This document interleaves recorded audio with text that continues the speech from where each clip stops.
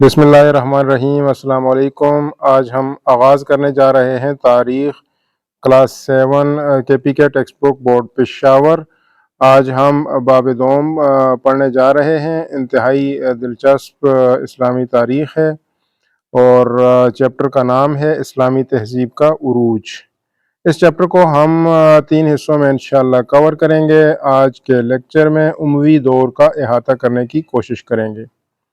کہنے کو تو یہ انتہائی وسیع تاریخ پر مبنی دور ہے، لیکن ہم کوشش کریں گے کہ آپ کی کلاس تک اسے محدود رکھا جائے۔ اس کے لیے ہم الگ سے بھی لیکچر کا اہتمام کریں گے جی انشاءاللہ۔ جی چلیں جی، اب آتے ہیں صفحہ 18 پر۔ خلافت بنو امیہ جس کا آغاز ہوا تھا سن 661 عیسوی میں اور ان کا اختتام سن 750 میں ہوا۔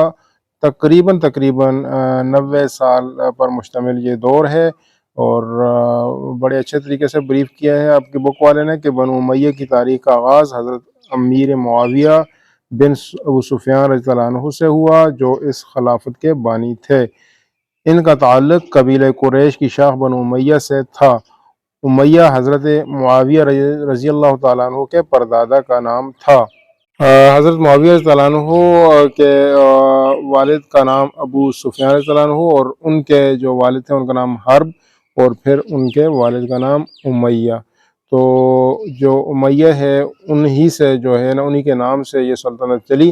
ان کے 2 بیٹے تھے، ابو العاص اور ایک حرب۔ یہ آپ کو اس کا شجر نسب بھی ہم دکھا دیتے ہیں، اس کو غور سے آپ اسٹڈی کر لیں۔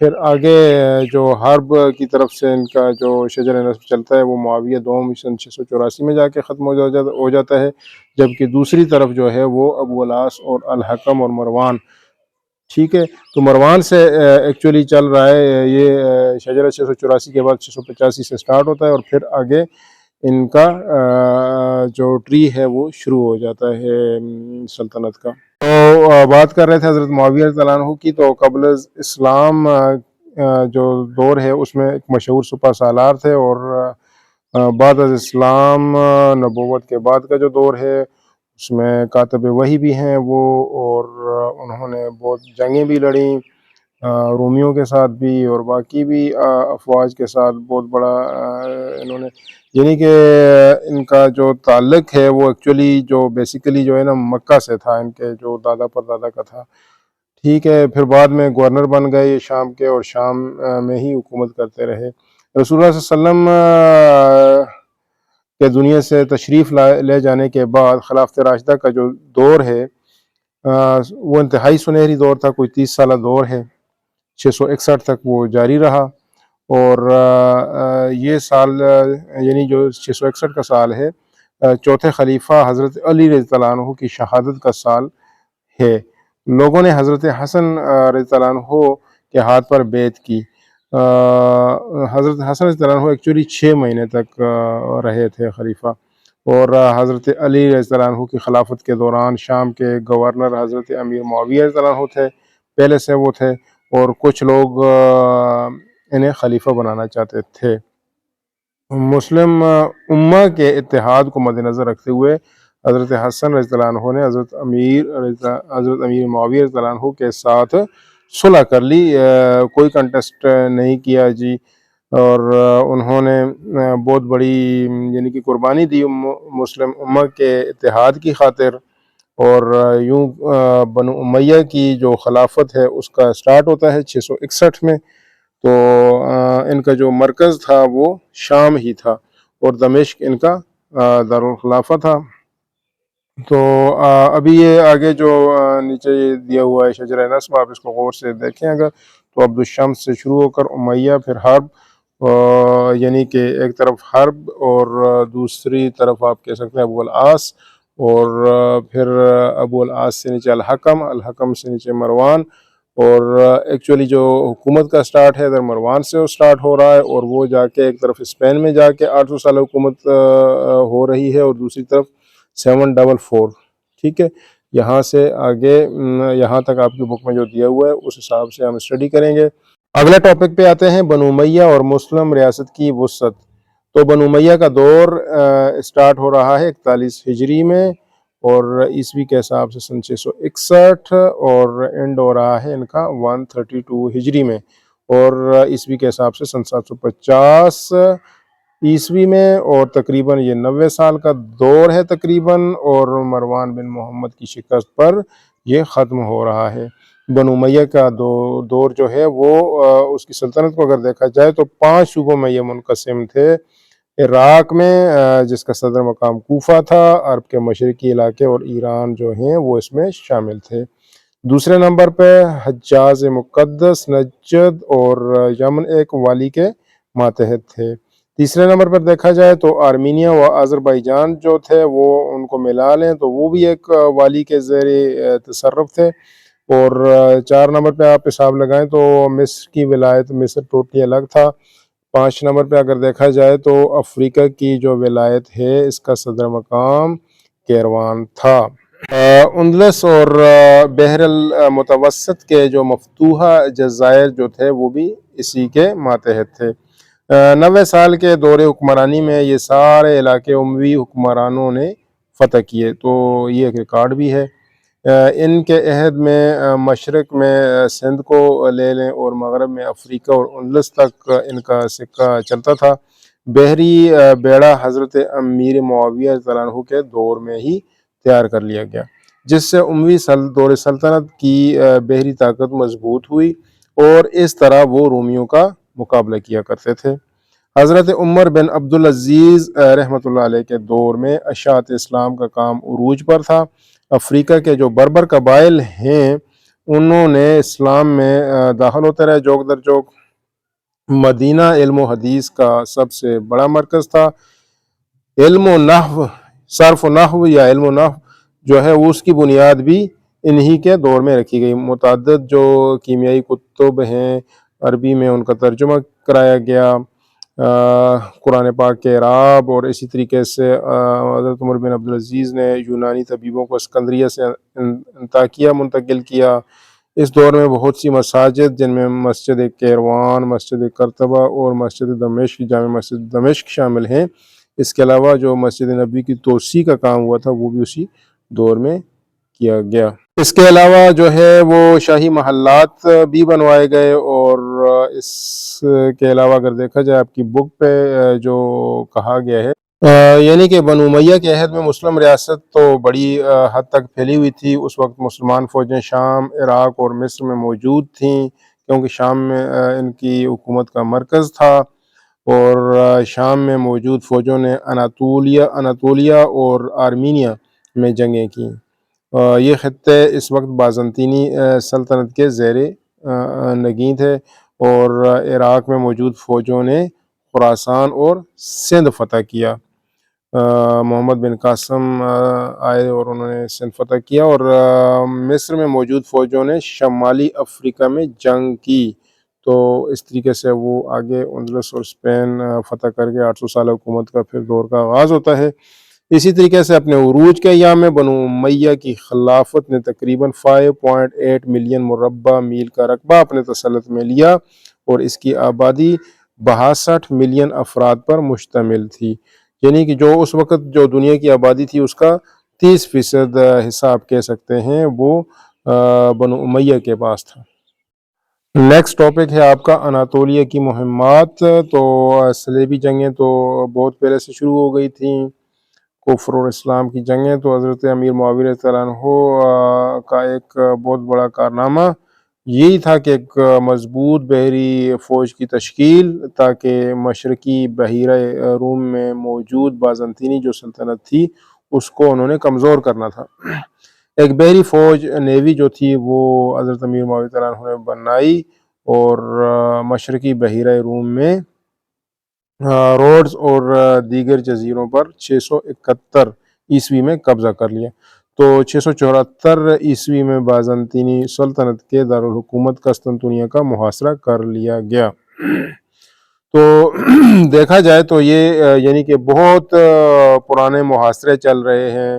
جو آج کل استنبول ہے اس وقت قسطنطنیہ، کانسٹینٹینوپول، تو بہت پہلے سے یہ سلسلہ چلتا آ رہا تھا، لیکن فتوحات شاید قسمت میں نہیں تھیں، تو یہ جا کر اگر عیسوی کے حساب سے دیکھا جائے، جس طرح ہم پچھلے باب میں پڑھ چکے ہیں، 1453 عیسوی میں جا کے یہ عثمانیوں کے ہاتھ چڑھی تھی، یہ قسطنطنیہ کی جو سلطنت تھی۔ محاصرہ تو کر لیا گیا 674 میں بھی مسلمان فوجوں نے، اور 4 سال تک محاصرہ جاری رکھا، 674 سے 78 تک، لیکن مسلمان فوجوں کو مشرقی اناطولیہ کی طرف واپس پسپا ہونا پڑا۔ اس جنگ کے سب سے نامور شہید حضرت ایوب انصاری رضی اللہ عنہ ہیں، جو 80 سال کی عمر ہونے کے باوجود اللہ کی راہ میں جہاد کرنے نکلے، اور ان کی قبر مبارک حضرت ایوب انصاری رضی اللہ عنہ کا جو مزار ہے وہ استنبول میں ہے۔ اور بعد ازاں خلیفہ عبد الملک بن مروان کے عہد میں آرمینیہ، جو بازنطینی سلطنت کا حصہ تھا، اس کو فتح کر لیا گیا۔ سلیمان بن عبد الملک کے عہد میں قسطنطنیہ کا زمینی اور سمندری دونوں راستوں پر محاصرہ کیا گیا، تاہم شہر پر قبضے کی یہ کوشش بھی ناکام رہی۔ خلیفہ عبد الملک بن مروان کا جو عہد تھا وہ تھا سن 685 سے 705 عیسوی، اور سلیمان بن عبد الملک جو ان کے بیٹے تھے وہ 715 سے 717۔ جی تو نیکسٹ ٹاپک ہے مشرقی محاذ کے اوپر، اور مشرقی محاذ یعنی کہ جو آ جاتا ہے بر صغیر کا علاقہ، اور اس وقت جو خراسان کا علاقہ تھا، آج کل جسے افغانستان کا علاقہ کہتے ہیں، ہے تو وسطی ایشیا میں۔ اس محاذ کے اوپر فوجیں بھیجی گئیں حضرت امیر معاویہ رضی اللہ عنہ کی طرف سے، اور بعد میں ولید بن عبد الملک کا جو دور تھا 705 سے 715 کا، اس میں پھر سندھ بھی فتح کر لیا گیا، مکران کے علاقے فتح کر لیے گئے۔ وسطی ایشیا میں انہوں نے بخارا، سمرقند، خوارزم، فرغانہ اور تاشقند فتح کر لیا۔ ان میں جو زیادہ تر فتوحات ہیں مسلمان جرنیل قتیبہ بن مسلم کے دور میں ہوئیں، جو ولید بن عبد الملک کے عہد میں خراسان کے گورنر تھے۔ خلیفہ بن عبد الملک کے عہد میں ایک اور اہم فتح سندھ کی ہوئی، تو وہ فتح تھی محمد بن قاسم کا زیر کمانڈ، ان کی لیڈرشپ میں 711 میں اور 712 میں یہ کمپلیٹ ہوئی، اور اس طریقے سے بر صغیر میں مسلم حکومت کا آغاز کر لیا گیا۔ تو اناطولیہ کا جو لفظ ہے وہ بار بار استعمال کیا جاتا ہے، تو اس کے بارے میں یہی کہا گیا ہے کہ یہ جو خطہ ہے اس وقت جو علاقے تھے وہ موجودہ وہ ترکی کے علاقے ہیں، ان پہ اوپر مشتمل ہے، اور یہ ایک ساحلی پٹی ہے۔ تو اناطولیہ جو ہے وہ جنوب میں بحیرہ روم اور شمال میں بلیک سی یا بحیرہ اسود کے اوپر واقع ہے، یعنی کہ یہ آرمینیہ کی سرحد کے مشرقی پہاڑوں تک ہے، اور بحیرہ اسود کی جو تنگ ساحلی پٹی ہے وہاں سے سور پہاڑوں اور بحیرہ روم تک پھیلا ہوا ہے۔ مشرقی محاذ کی فتوحات میں آگے ذکر آتا ہے محمد بن قاسم کا۔ محمد بن قاسم سن 695 میں پیدا ہوئے، اور وہ عراق کے گورنر حجاج بن یوسف کے قریبی عزیز تھے، رشتہ دار تھے۔ ان کا تعلق عرب کے خطے طائف سے تھا، اور محمد بن قاسم کو فارس یعنی کہ ایران کا گورنر بھی بنا دیا گیا تھا، اور اس وقت ان کی عمر تھی 17 برس۔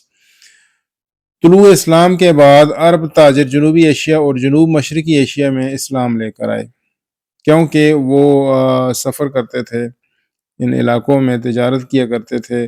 بر صغیر اور عرب مسلمانوں کے تعلقات سازگار تھے، تاہم بحر ہند کا سمندری تجارتی راستہ اس وقت پرخطر ہو گیا تھا جب راجہ داہر مکران اور فارس کے حکمرانوں کے ساتھ مل کر مسلمانوں کے خلاف سفارا ہو گیا۔ لہٰذا یہ پہلی مرتبہ تھا کہ بنو امیہ کی حکمرانی کے دوران عربوں نے سندھ کو فتح کرنے کی سنجیدہ کوششیں کی۔ فتح سندھ کی جو وجوہات عربوں کی قدیم کتب میں لکھی ہیں، وہ ان اضراب کی بک میں 2 وجوہات مین ذکر کی گئی ہیں، اس کا نچوڑ نکالا گیا ہے۔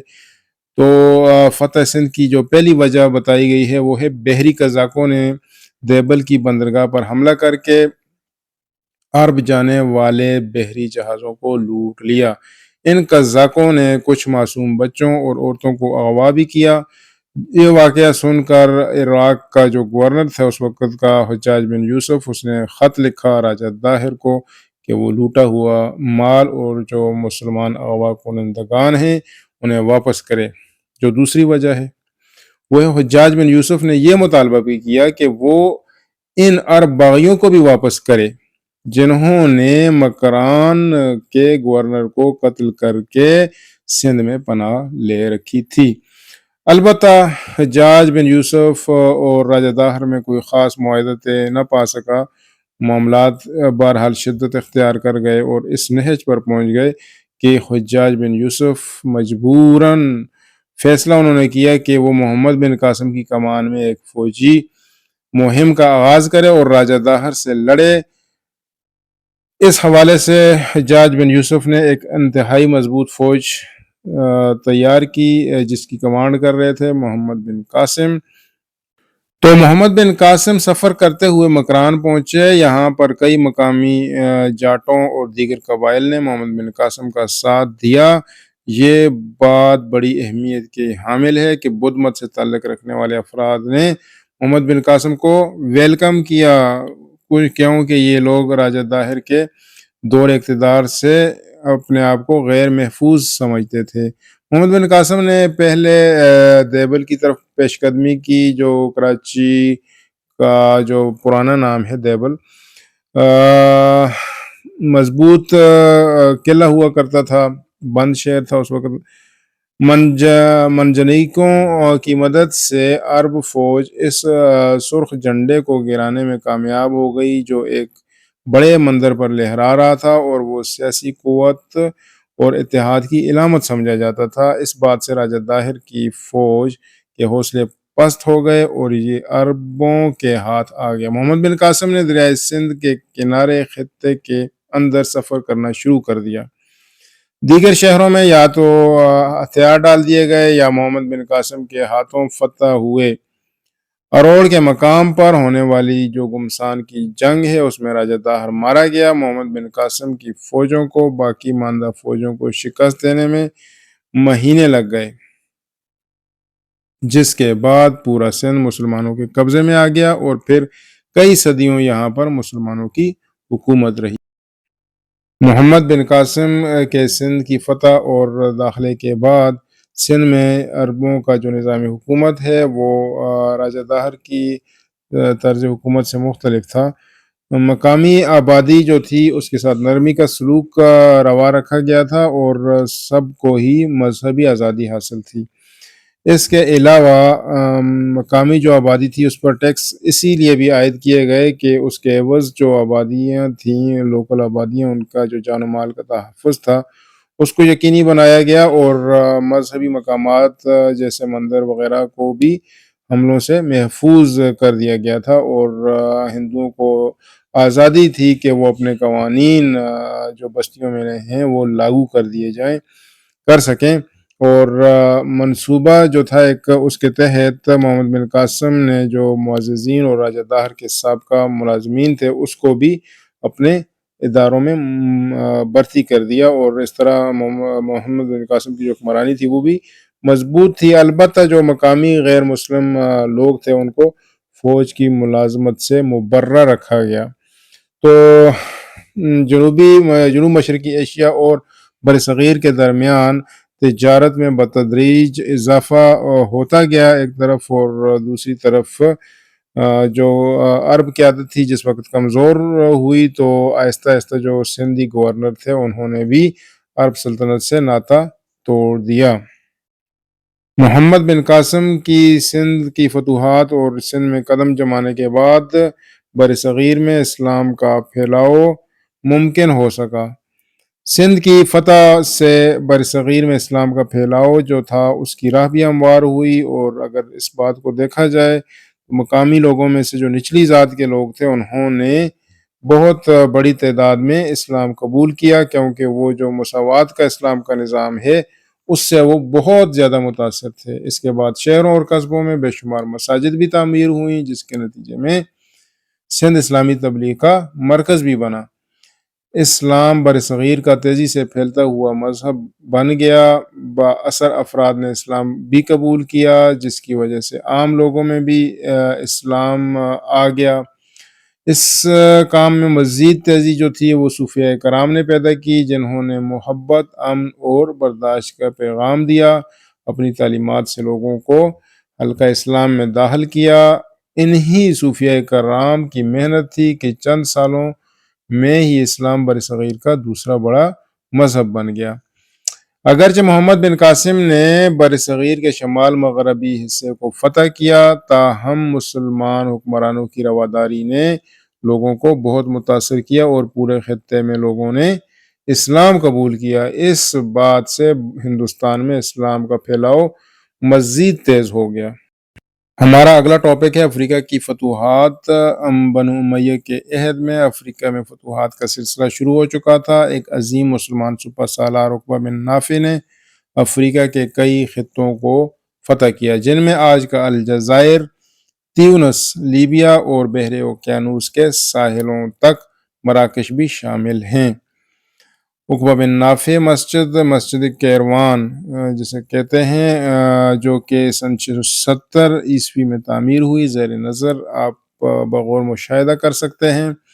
آگے ہم بات کرتے ہیں فتح اندلس کی، تو ولید بن عبد الملک کا جو دور اقتدار ہے سن 705 سے 15 عیسوی تک، اس میں موسیٰ بن نصیر اور طارق بن زیاد نے افریقہ اور اندلس میں شاندار فتوحات حاصل کیں۔ طارق بن زیاد نے سن 711 میں شاہ راڈرک کی فوج کو شکست دے کر اندلس فتح کر لیا۔ اس وقت کا جو اندلس کا بادشاہ یعنی کہ شاہ راڈرک کی رعایا نے افریقہ کے اموی گورنر موسیٰ بن نصیر سے اس کے مظالم کا ذکر کیا اور اس سے جان چھڑانے کی درخواست کی۔ طارق بن زیاد نے جب سمندر پار کیا اور اندلس کی سرزمین پر پہنچا تو انہوں نے اپنی کشتیاں جلا ڈالیں۔ ان کی فوج ایک پہاڑی کے دامن میں رکی جس کا نام اس کے بعد سے جبل الطارق پڑ گیا۔ انہوں نے اپنی فوج کو جہاد کی طرف ابھارا۔ طارق بن زیاد کی تقریباً 7,000 فوج نے کنگ راڈرک کی 1,00,000 فوج کو شکست دی۔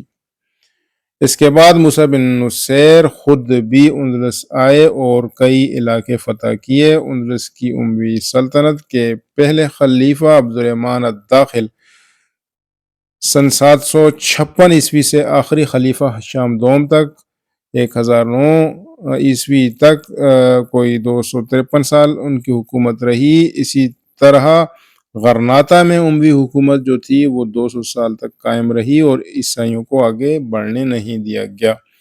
مجموعی طور پر مسلمان اندلس میں سن 711 سے لے کر سن 1492 تک 781 سال یعنی کم و بیش 800 سالہ حکومت ان کی قائم رہی۔ عبد الرحمن نے 33 سال کی حکومت کی اور جامع مسجد قرطبہ کی بنیاد رکھی۔ ہشام نے مسجد قرطبہ مکمل کرائی۔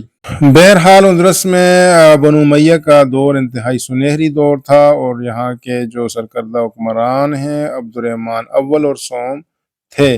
اس دور میں فنون، فن تعمیرات، ادب، سائنس اور ٹیکنالوجی میں مسلمانوں نے بہت ترقی کی۔ خلیفہ حضرت عمر بن عبدالعزیز رحمۃ اللہ علیہ کے عہد میں شمالی افریقہ میں بہت سے بربر افراد نے اسلام بھی قبول کیا اور اس کی وجہ خلیفہ کا اقلیتوں سے حسن سلوک تھا۔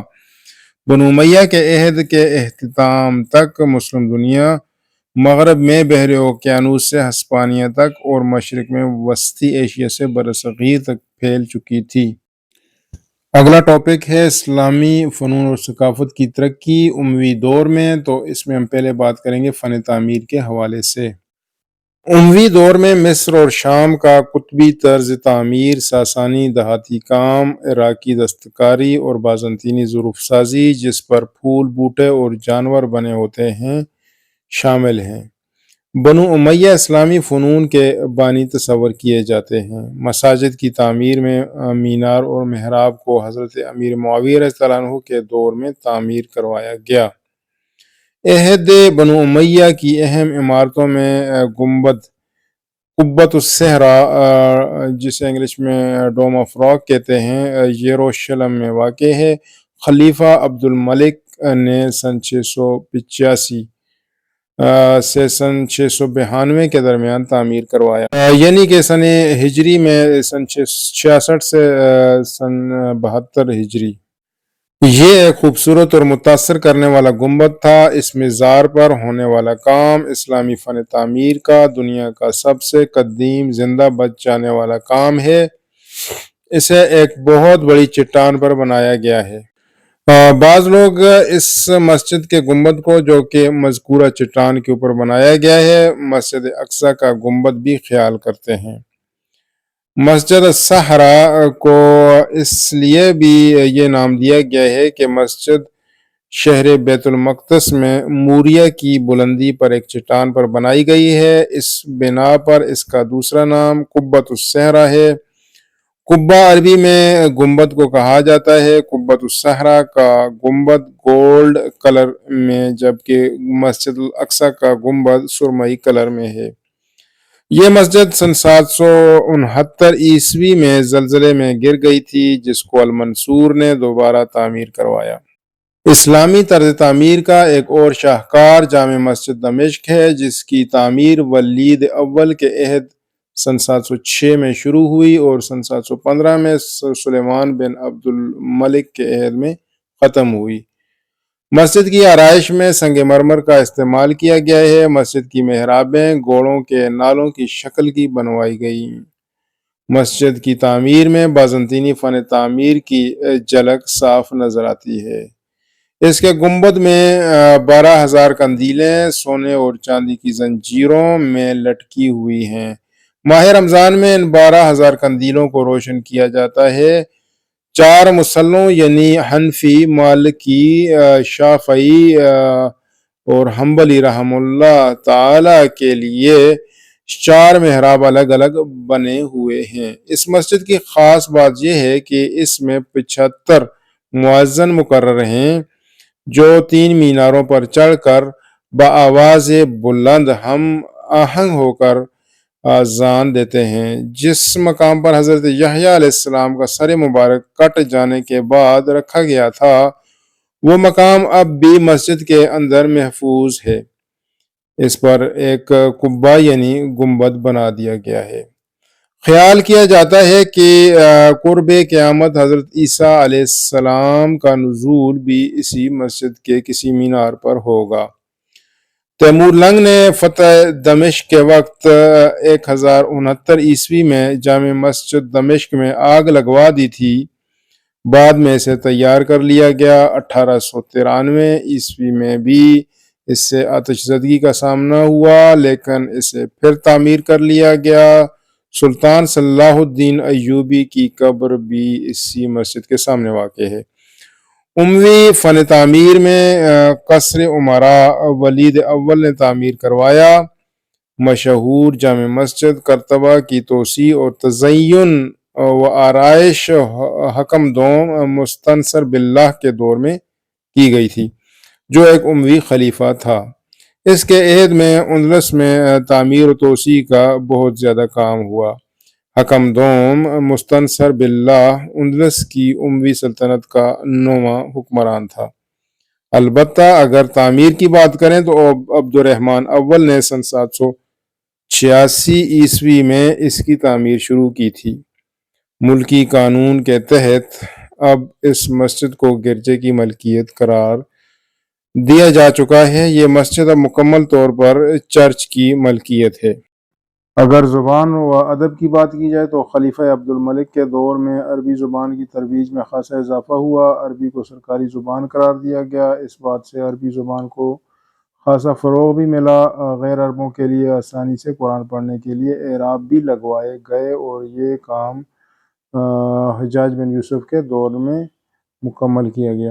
اور اگر سائنسی علوم کی بات کی جائے تو بنو امیہ کے دور میں بے شمار سائنسی علوم کا زیادہ تر یونانی سے عربی میں ترجمہ ہوا۔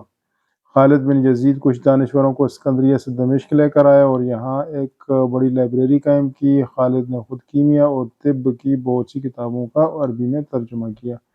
اندلس کا جو 800 سالہ دور ہے، اس میں دیکھیں تو مسلمان سائنسی علوم میں عروج پر تھے، اور جو یورپ ہے، یورپ سے لوگ آ کر وہاں سے سائنسی تعلیم حاصل کیا کرتے تھے، اور اس وقت فرانس اور جو یورپین ممالک ہوتے تھے وہاں پر پرانے دور کے جو ہے گھر ہوا کرتے تھے، اور اگر کاغذ وغیرہ بنانے کی فیکٹریوں کی کارخانوں کی بات کی جائے تو اس وقت صرف اندلس میں یا پھر چائنا میں ہوا کرتے تھے۔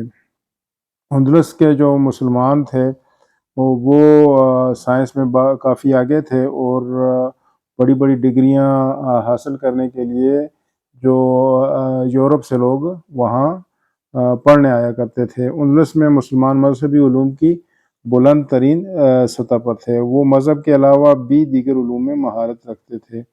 تو شرح خواندگی تو عروج پر تھا ہی۔ بہت سے تاریخی ذرائع کے مطابق قرطبہ کے کتب خانے میں 4 لاکھ کتب تھیں، ہو سکتا ہے اس سے بھی زیادہ ہوں۔ قرطبہ کی جامع مسجد، مدینۃ الزہرہ مسجد اور الحمرہ کا محل اس عہد کی شاندار تعمیرات میں سے ایک ہیں۔ انتظامیہ اور معاشی نظام کی اگر بات کی جائے تو اموی دور میں جو مسلم ریاست کو یکجا کر کے رکھنا جو ہوتا تھا وہ پہلی ترجیح ہوتی تھی، اور سلطنت کئی صوبوں میں تقسیم تھی جہاں انتظامی امور کو سنبھالنے کے لیے گورنر بھی موجود ہوتے تھے، اور ٹیکس وصولی، مذہبی امور کا کام جو ہے، امن و امان کا کام ہے، اور سول انتظامیہ گورنر کے ذمہ ہوتی تھی۔ معیشت کی بات کریں تو اموی خلفاء کے عہد میں سرحدوں کے پھیلاؤ کی وجہ سے تجارت میں تو بہت زیادہ اضافہ ہوا تھا۔ بیرونی تجارت اور زراعت میں بہت ترقی ہوئی تھی۔ مالی پالیسیوں کا از سر نو جائزہ لیا گیا، اور سائنسی ترقی کی وجہ سے جو عباشی، کھاد، زراعت وغیرہ کے جو جدید طریقے ہیں ان کو اپنایا گیا تھا۔ بنو امیہ نے تجارت اور عسکری نقل و حمل کے لیے نئے راستے تعمیر کیے۔ کرنسی کی اگر بات کی جائے تو بنو امیہ نے بازنطینی اور ساسانی سلطنت میں رائج سکوں کو جاری رکھا تھا۔ سکوں پر قرآنی آیات نقش ہوتی تھیں۔ یہ تاریخ میں رائج پہلے سکے تھے جسے مسلمان حکومت نے رائج کیا تھا۔ دینار جو ہیں وہ سونے کے ہوا کرتے تھے، اور درہم جو ہیں وہ چاندی کے ہوتے تھے۔